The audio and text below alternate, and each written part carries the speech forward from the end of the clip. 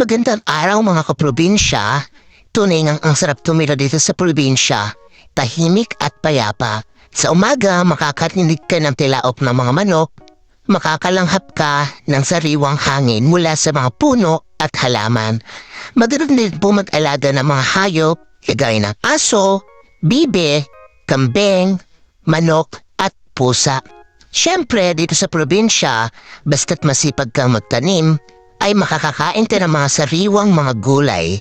Eka nga, basta't may tiyaga, may nilad. Masasabi kong swerte ako sapagkat dito ako lumaki sa probinsya. Ipinagmamalaki ko po ang aking pagiging probinsyana.